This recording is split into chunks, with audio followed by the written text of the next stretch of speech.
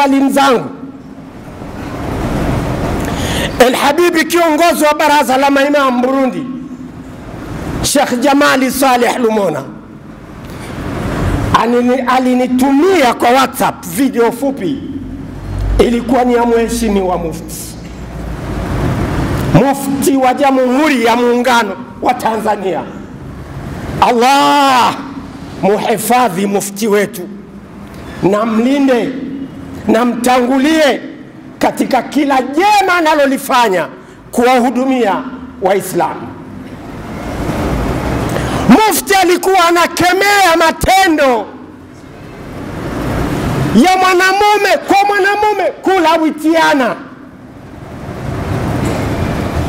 Ya Allah, nikaipata fursa ya kuwa pembezoni mwa mufti wakati wa busati la mtoro. Kadhalika mufti akalizungumza kwa uchungu mkubwa sana, na akatoa agizo kwa kila sheikh awe na dakika 3, 4, 5 baada ya darasa lake kulizungumzia hilo. Ni janga Waislamu, ni janga. Siku zilizopita tulikuwa sisi tunawahofia mabinti zetu, lakini leo wanaolawitiwa ni watoto wetu wa kiume, wanalawitiwa shuleni mwao na walimu zao, wanalawitiwa na wachungaji, wanalawitiwa na walimu na maustadhi, hata mashehe wamo ambao wamekwisha nasa katika mtego huo, hata kama sijawa na ushahidi na hilo. Vipenzi, tunakwenda sehemu mbaya, na hakuna jinsi itaweza kutufanya sie tukae kimya tusilizungumzie hilo.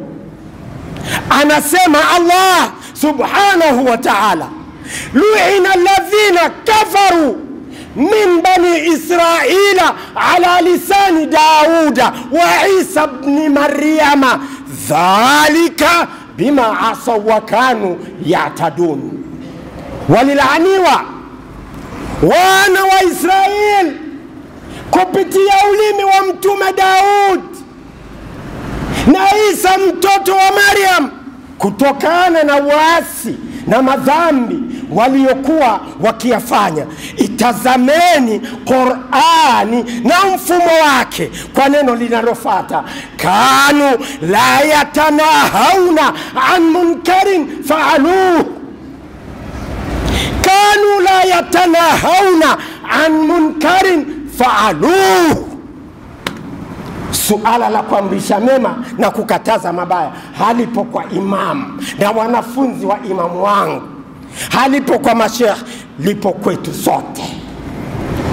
Waliadhibiwa kwa sababu walikuwa hawakatazani mabaya waliokuwa wakiyafanya, hawakatazani maovu waliokuwa wakiyafanya.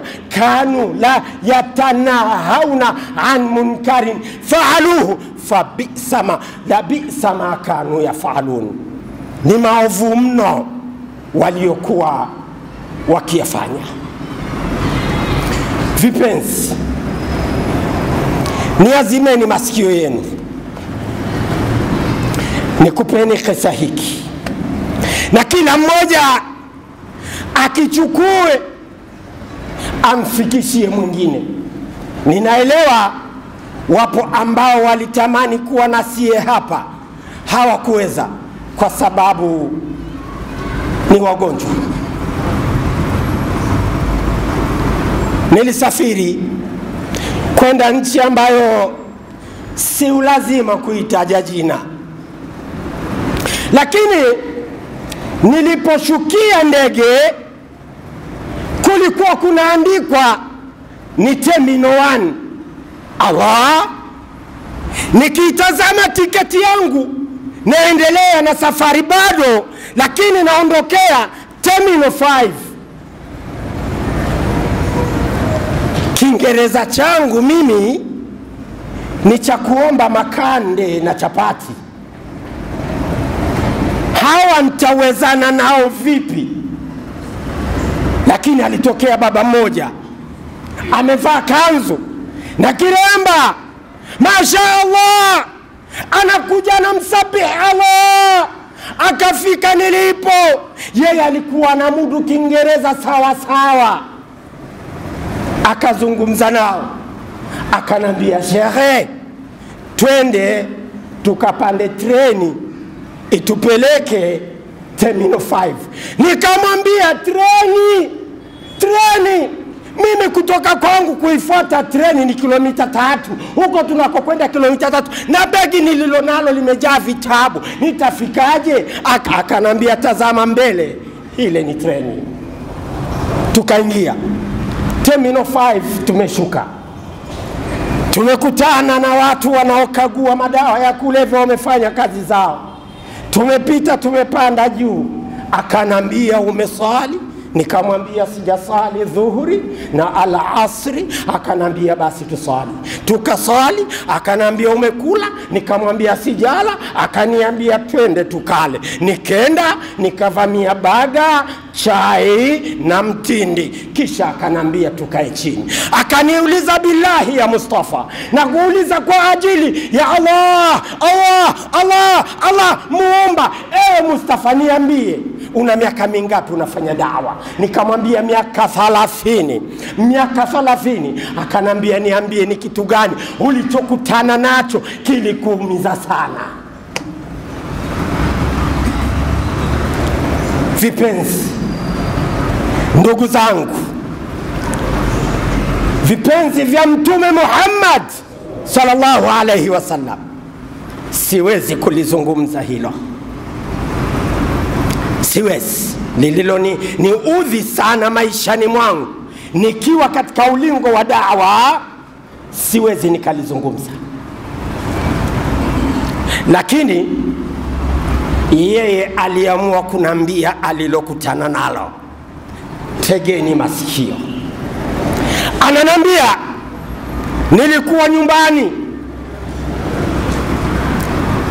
nilikuwa nyumbani nikapokea simu.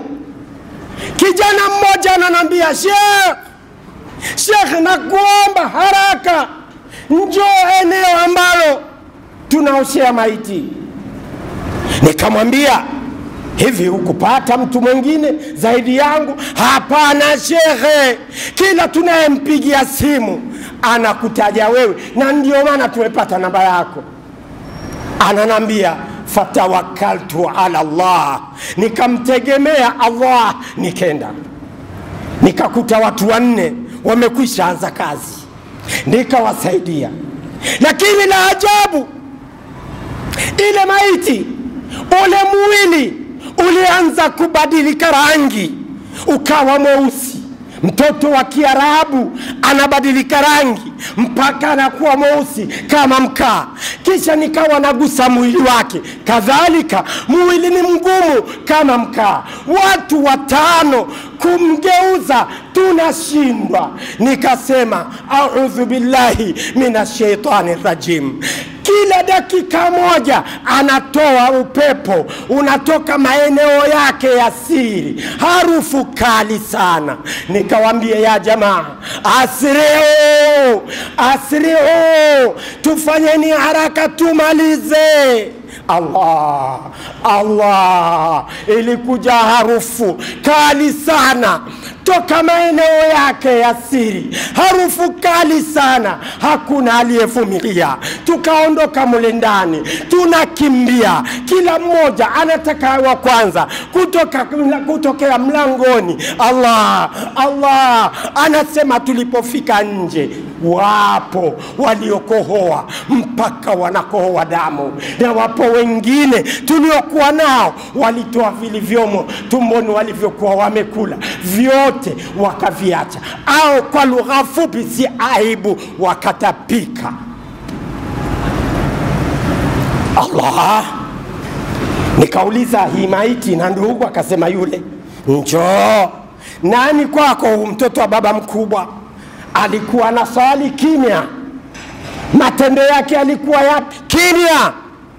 Akaja mzee mmoja akasema, dhaul kamamati ala unufikum, wekeni viremba vyenu wa barakoa, kwa lugha inayoeleweka, mapuani mwenu, kisha ingieni, mvisheni sanda, mtoweni, tumsalie, tumpeleke mikononi mwa Allah, atahukumu. Anasema kila mmoja aliingia na chupa la marashi, tunapiga chini, tunapigiza chini chupa la marashi, kwa kuwa tulikuwa tumeweka viremba mapuani mwetu ili tusaidia. Akavishwa sanda haraka haraka, kisha tukamtoa. Nikawaambia sintomswalia, mswalieni nyie, nikaondoka. Anasema nilipofika nyumbani kwangu, mke wangu aliniambia, mume wangu, siku hizi unatembea na panya aliyooza mfukoni mwako. Allah, kwa nini mke wangu? Ndio unanuka mume wangu.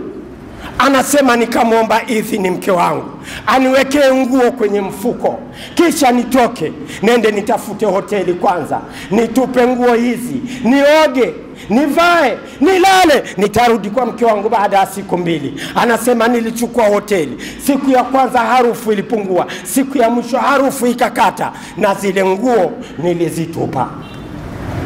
Anasema siku ya 3 yule ndugu yake mtoto wa baba mkubwa alinipigia simu, akanambia, shehe, nataka kukuona. Akasema tayeb, njoo tuonane. Tukaonana, tukazungumza. Akaniambia, ndugu yangu nimekuwa naye, ameanza mchezo wa kulawitiwa akiwa na umri wa miaka 14. Leo ana umri wa miaka 25. Jambo hili amekwisha lipenda mwenyewe.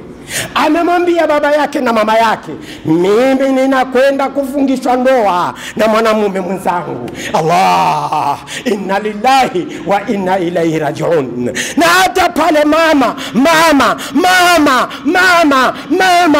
aliposimama kutaka kupambana naye, huku akilia, mara ya kwanza anayasikia, yule kijana alichukua ubao akampiga mama yake kichwani. Mama akavuja damu toka puani, masikioni, akaanguka chini, akazirai, naye akaondoka. Wakafanya walioyafanya. Asubuhi ya siku ya 2 mapema, hajaoga, akanipigia simu, ndugu yangu, njoo twende supermarket tukatafute chakula, mume wangu anahitaji kula sausage na chapati. Mume wangu,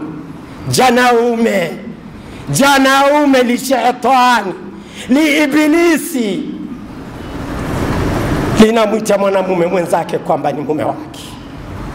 Anasema nilimsubiri, anataka kupita traffic light, lilikuja lori likapanda gari lake, akafa. Haya yaliyemkuta ni matokeo ya matendo aliyokuwa akiyafanya, ni matokeo ya matendo aliyokuwa akiyafanya. Sasa vipenzi vyangu, hii ni adhabu ambayo Mwenyezi Mungu alitaka kumfedhehesha hapa duniani.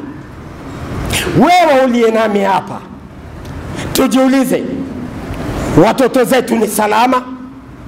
Man dha alladhi yuqni'uni bi anna hadhihi dunya marta'a salamin li auladina? Nani anaweza kunikinaisha ya kwamba huu ulimwengu ni sehemu salama kwa malezi ya watoto wetu?